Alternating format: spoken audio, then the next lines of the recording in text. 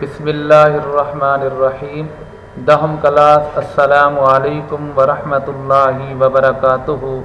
عزیز طلباء، آج سورۃ احزاب کے تعارف اور رکوع نمبر 1 مکمل 1 تا 8 آیات پڑھنے کے بعد آج ہم اس کی مکمل الکلمات والتراکیب التمارین یعنی مشقی جو الفاظ معنی اور مشقی سوالوں کے جواب اور مشقی جو آیات ہیں اس کا ہم انشاءاللہ ترجمہ کریں گے. عزیز طلباء، آپ کی توجہ چاہیے. سب سے پہلے آپ نے الفاظ معنی پہ توجہ کرنی ہے. جوفی کے معنی ہے دھڑ، پہلو، سینے. سینے لکھ لینے لازمی، بورڈ میں یہ آ چکا ہے. دھڑ، پہلو، سینے. اس کے بعد تظاہرون، تم ظہار کرتے ہو. یہ عورتوں سے متعلق آیا ہے، زمانہ جاہلیت میں استعمال ہوتا تھا. یہ تظاہرون لفظ ظہار کا جو دیا گیا ہے اس سے متعلق ہے. ادعیاء، منہ بولے بیٹے. افواہی، منہ جمع. افواہی منہ جمع. ادعوہم، انہیں پکارو. ادعوہم، انہیں پکارو. اقسطوا، زیادہ منصفانہ بات یا دوسرا معنی زیادہ درست بات.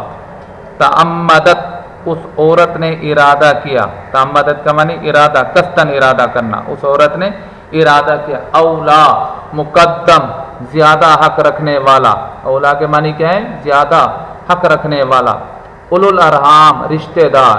یہ خون کے رشتہ دار مراد ہے. مستورہ، لکھا ہوا. مستورہ، لکھا ہوا. اس کے علاوہ بھی عزیز طلباء کچھ معنی، اس کے علاوہ آپ کو الفاظ معنی نشان لگوا دیے گئے ہیں.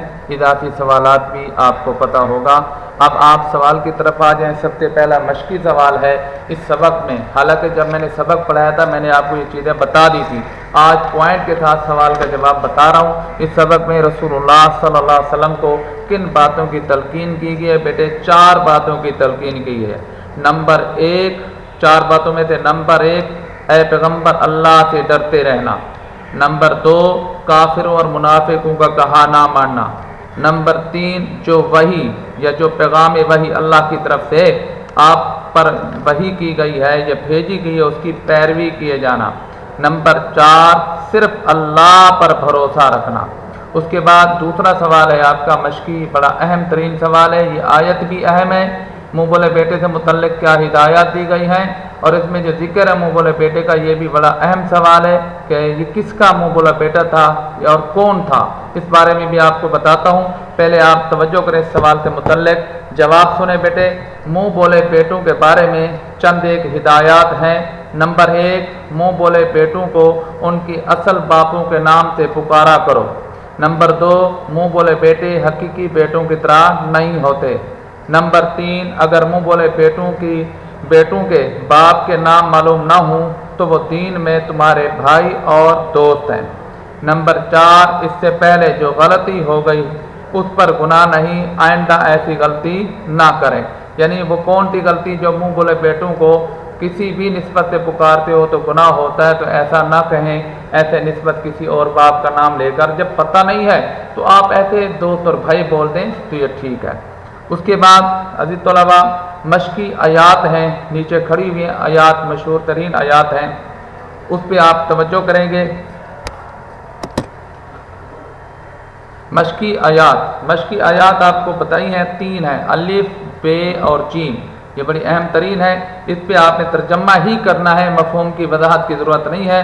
انہوں نے مفہوم بیان کرنے کا کہا ہے لیکن آپ لفظی معنی کے ساتھ ترجمہ ہی کرنے کافی ہے. نمبر 1، النبی اولیٰ بالمؤمنین من انفسہم وازواجہ امہاتہم. پہلی بات یہ ہے کہ میں نے آپ کو تذکرہ کیا تھا، بتا دیا تھا، یہ محبت رسول صلی اللہ علیہ وسلم کے بارے میں آیت ہے. پیغمبر مومن پر ان کی جانوں سے بھی زیادہ حق رکھتے ہیں اور پیغمبر کی بیویاں ان کی مائیں ہیں، مطلب مومنوں کی مائیں ہیں. آگے دوسری آیت ہے ما جعل اللہ لرجل من قلبین فی جوفہ. اللہ نے کسی آدمی کے پہلو میں 2 دل نہیں بنائے. 2 دل یہ زمانہ جاہلیت کی رسم میں بھی شمار ہے. زمانہ جاہلیت میں 2 دل کہا کرتے تھے. انسان کے سینوں میں تو 1 دل ہے. آگے تیسری آیت جیم جو وما جعل ازواجکم اللہ تظاہرون منہن امہاتکم. اور نہ تمہاری عورتوں کو جن کو تم ماں کہہ بیٹھتے ہو تمہاری ماں بنایا، یہ لفظ ظہار اس میں فکرہ آ رہا ہے، میں اس کی وضاحت آپ کو کر دیتا ہوں، لیکن آپ ترجمہ تیار کریں۔ وما جعل ازواجکم اللائی تظاہرون منہن امہاتکم، اور نہ تمہاری عورتوں کو جن کو تم ماں کہہ بیٹھتے ہو تمہاری ماں بنایا۔ عزیز طلباء، چند ایک سوالات ہیں جو اہم اور ضروری سوال ہیں، اس پر توجہ چاہیے آپ کی۔ اضافی اہم سوال میں ایک مشہور ترین سوال ہے، لے پالک اور متبنہ کسے کہتے ہیں؟ لے پالک اور متبنہ منہ بولے بیٹے کو ہی کہتے ہیں، جو منہ بولا بیٹا ہے نا اسی کو لے پالک بھی بولتے ہیں، متبنہ بھی بولتے ہیں۔ اور اہم ترین سوال جو ابھی آیت جیم جد میں نے پڑھا ہے، لفظ ظہار۔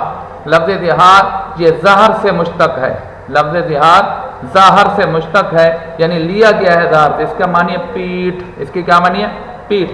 اور ظہار کی تعریف یہ ہے کہ جس شخص نے اپنی بیوی کو اپنی ماں کی پیٹھ یا اس کی کسی اعضاء کو، یعنی یا کسی اور اعضاء کو، بیوی کا کوئی بھی اعضاء، ہاتھ، پاؤں، ناک، کان، ہونٹ، جی کوئی بھی ہے، وہ اعضاء کو تشبیہ دی اور کہہ دیے کہ تو میری ماں جیسی ہے، یا جیسے میری ماں کی اعضاء ہیں ایسی ہیں، جیسے تو یہ میری ماں کی پیٹھ جیسے ہے۔ اگر یہ بھی کہہ دیتا ہے کہ میری ماں کی پیٹھ جیسی ہے، یا اپنی بیوی کو اتنا کہتا ہے کہ یہ تیرے اعضاء یا تیرے جسم میری ماں جیسا ہے، اس طرح بھی اگر کہہ دیتا ہے تو یہ سارا کا سارا زمانے جاہلیت میں ظہار کہلاتے۔ ظہار کا مطلب ہے طلاق ہو جانا، وہ کہتے تھے کہ طلاق ہو گئی، حالانکہ اسلام میں اس طرح کہنا گناہ ہے، زمانے جاہلیت کی رسومات میں شامل ہے، اور وہ اس کو طلاق سمجھتے تھے، یعنی ان کو بیوی اپنے خاوند پر، یعنی ان کی جو بیوی ہے وہ اپنے خاوند پر کیا ہے؟ حرام ہو چکی ہے۔ شریعت کے لحاظ سے ایسا کہنا گناہ ہے، ایسا کہنا کیا گناہ ہے، اور اس پر کفارہ ہے۔ کفارہ کیا ہے؟